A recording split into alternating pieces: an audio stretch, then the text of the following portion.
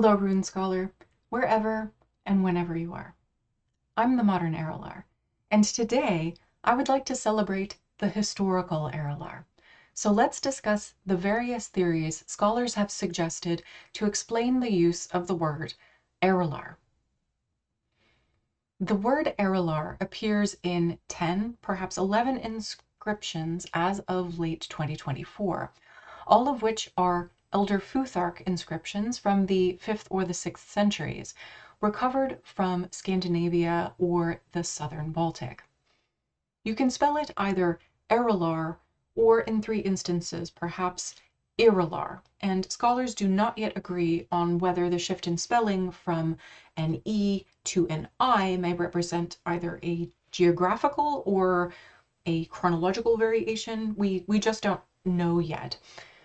When we do have enough context to guess what the word means, it only appears as a designation concretely for a person who carves runes. In a couple instances, it appears with a string of runes that have been interpreted as perhaps having a magical intent. So, scholar Wolfgang Krause thus translated the term as rune magician, but many walk it back to rune master. The phrase that we most commonly see in inscriptions that use the term is erilaR, and I'll be using the Icelandic pronunciation for the first person pronoun here. So in erilaR, the person identifies themselves and indicates, I am the eril being the technical term. As an example, on the Lindholmhöje bone amulet from maybe the 5th century, the inscription reads from right to left, and the runes point in the direction of writing, and from right to left, when it's like that, we call that sinistrograde. So reading sinistrograde, this spells erilaR so willigar hateka. I am the eril, I am called the cunning one. For the sake of clarity, you will also see erilaR written not just with the capital final R here, but you could also see it written with a Z. And both a capital final R and a Z are valid letters with which to translate the Algi's rune, which you can see in several instances in this particular inscription. And if you're interested in why both of these are valid, have a look at episode 6 for an explanation. In 3 instances, the inscriptions also give the name of another person whose eril this is. The inscription at By in Sigdal, Buskerud, Norway begins erilaR Hrorar, or I am the eril Hrorar, which means his own name in most instances. But on the Rosalind stone from Norheimsund in Hardanger, Norway, we see the inscription vagigar erilaR Agilamundon. So this last word is a woman's name in the genitive case, meaning the protector of the blade, and Vagigar is a male name in the nominative case. So this inscription reads, I am Vagigar Agilamundo's eril. And from this clue, we can guess that an eril is some kind of office.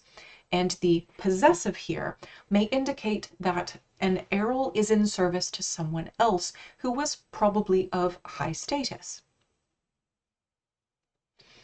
Quite a few scholars between 1905 and the 1970s connected the word erilaR to erulaR, a Proto-Germanic word that they reconstructed to mean the Heruli tribe, a Germanic group recorded by Greek and Roman writers starting in the 3rd century of the Common Era. According to ancient writers like Procopius and Jordanes, the Heruli appeared from some very hazy source to have come to 2 distinct areas around the Black Sea and the Lower Rhine. and subsequently spent a couple years raiding around the Roman Empire until a crushing defeat by the Lombards led to their disappearance in the mid-6th century, when a portion of them may have traveled north towards Scandinavia. It was more common during the 1950s and 60s for scholars like Palle Lauring to make very grand conclusions from very sparse evidence, along the lines of this group invented the Futhark and spread runic writing from the Rhine Valley to Scandinavia. The theory that being upon their return to Scandinavia, mind we really don't know exactly where this group came from, but upon their return to Scandinavia, their large number of military successes against the Roman Empire in particular meant that their name became synonymous with skilled tacticians and masters of runic writing. Their contemporary scholar, Enver Makayev, cautioned, however, that everything we know about this particular tribe must be approached with skepticism. An article published in 2024 by Salvatore Liccardo agrees, warning that the ancient authors who described barbarian military successes were more concerned with plausibility to their audiences and cohesive narrative that their audiences would have expected, rather than accuracy and dispelling any myths that may have arisen in the intervening years. The connection between the eril and the Heruli tribe is at best tenuous. Makayev pointed out that no group was actually recorded in any Scandinavian, English, or Frankish source that had a name like the Heruli, except perhaps using the erlaR term, which would then be a circular argument and then therefore not good evidence. A close term we do know from Scandinavian and Anglo-Saxon sources, though, is jarl. As early as 1835, Joseph von Aschbach recognized the potential connection to a secular title for a chieftain who had status below that of a king. In Proto-Scandinavian, this would have been written erlaR or erlaZ. That being said, are connections between the words erilaR and erulaR and erlaR plausible? Bernard Mees analyzed the theory that all three terms represented ablaut variation of the same root, like how you sing today, but you sang yesterday when the song was sung. The alternation between sang, sing, sung being a typical Germanic example of the type of vowel gradation called ablaut.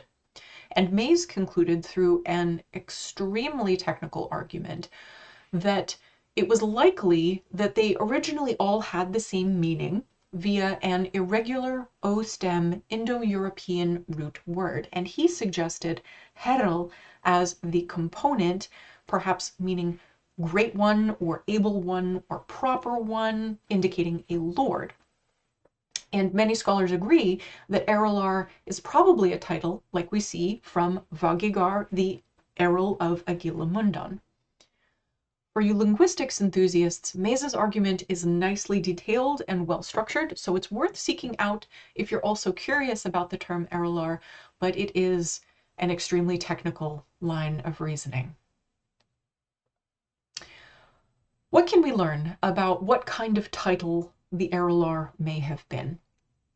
The formulaic nature of the inscriptions in which the word eril appears lets us see what other words are substituted for or used to describe the term. The word used in the formula at Valsfjord is tewar or tewaz, which could mean officer or servant.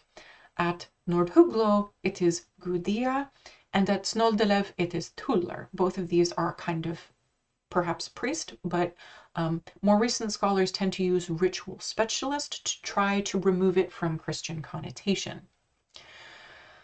The social position then may have been elevated, but still subservient to another type of leader.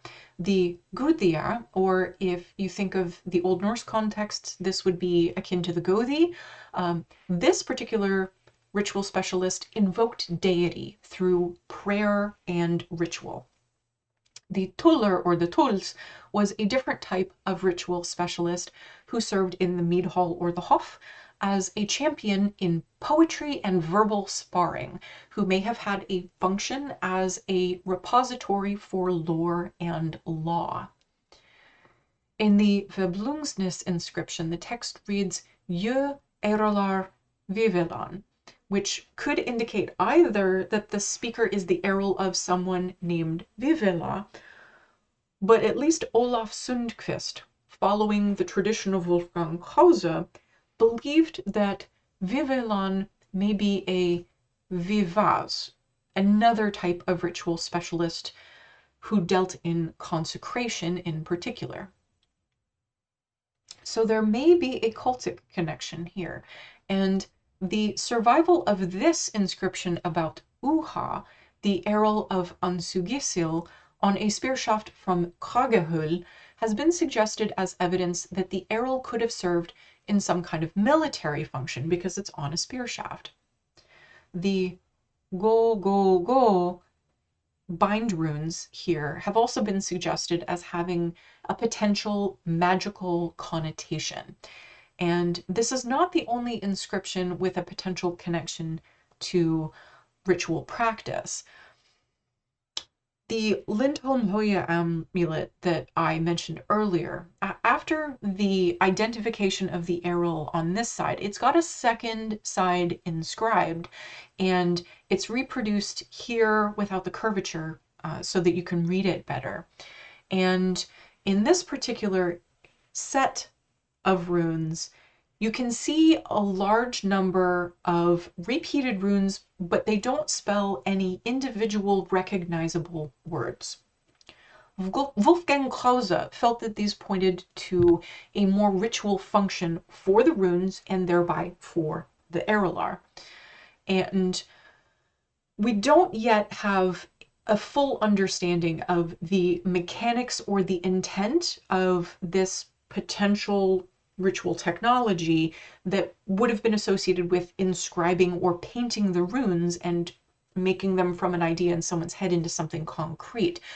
So the conclusion that the erils were necessarily magicians who used runes is still not really that concrete.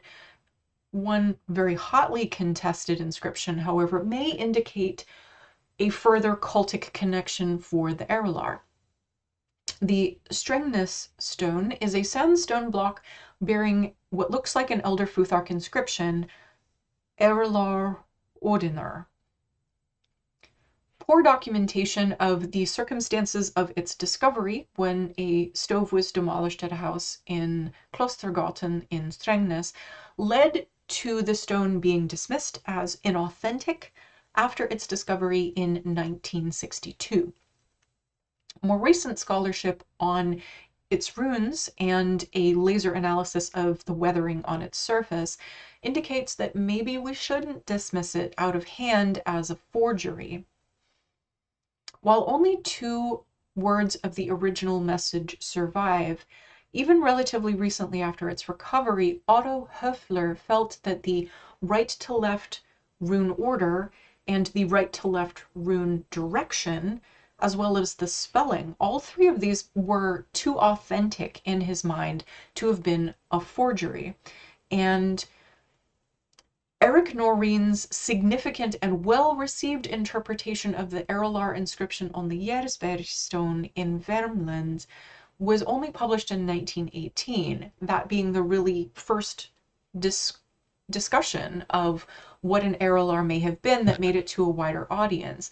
And that was published after the stone was already a part of the wall from which it was recovered, so it wasn't likely to be a copycat of the Noreen article. So if it's real, the first word would be missing its first rune, and this word we recognize as erlaR. The second word has a few potential interpretations. It could be the word other, which means furious or wild or possessed, and at the same time it means sense and thought and poem and poetry. It could also be wothen, which means inclined to divine possession, but it could also be Odin, which is probably where your mind immediately went, being the name of the god, who also is associated with battle frenzy and inspiration and poetry.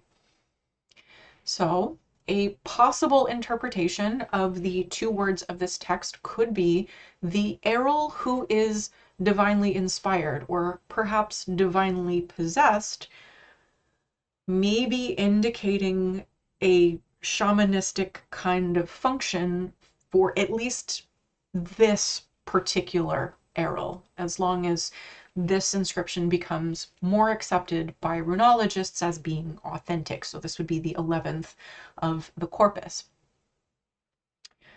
We're on much firmer footing that at least some erils used runes, because in 4 inscriptions out of the maybe 11, the word eril is the title for the person who wrote the runes.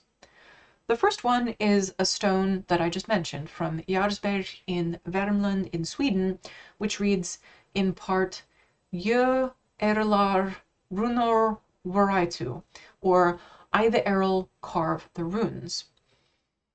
Jackson Crawford has a lovely video about this particular stone, and he shows the inscription with its lovely vertical lines. I have rotated it here so that it's a little easier to read. The second and the third instances are bracteates from the same stamp, so they're basically identical.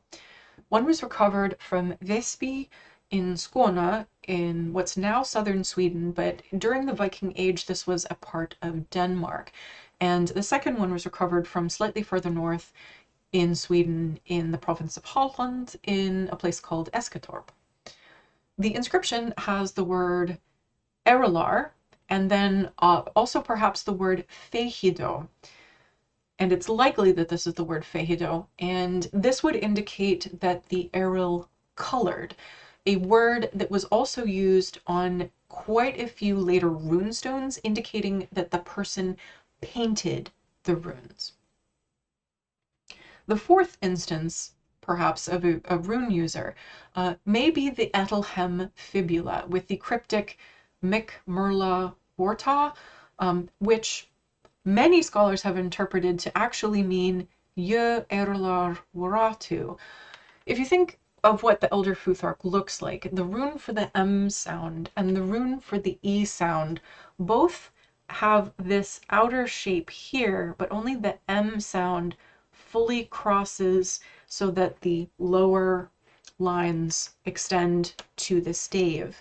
So either this is kind of a corrupted version and maybe this eril didn't know how to spell very well, if this is the case here, or the alternate interpretation of this particular inscription is my merila warta, meaning me, the object being the one who's talking. Merila would be in the nominative case, and that's a name. Warta meaning wrought, worked. And so this would be a maker's mark by somebody whose name is Merila. Both of these are valid interpretations of this particular inscription. So, in some instances, inscriptions, at least 3 out of these 4, maybe 4 out of these 4, would indicate that erils specifically had an active literacy in runes, but the fact that the eril had an explicitly stated role in rune writing in only a minority of the inscriptions that mention the office makes it far from certain that an eril is necessarily a rune master, or further, a rune magician, because that only shows up in 2 inscriptions. Elmer Antonsen asked an important question. If the eril was a rune magician or a rune master, why do so few of the several hundred inscriptions written in Elder Futhark mention this title? So while we don't have evidence that the ErilaR used magic through runes necessarily, the theory that best aligns with the evidence that we have is that this was a title for someone who was an official in some sort of service role, and who at least some of the time knew how to write in runes. And I feel like that is a fitting reference for this channel. Join me next time to learn more about other women in history who also wrote in runes. Thank you for reading the runes with me, the modern ErilaR.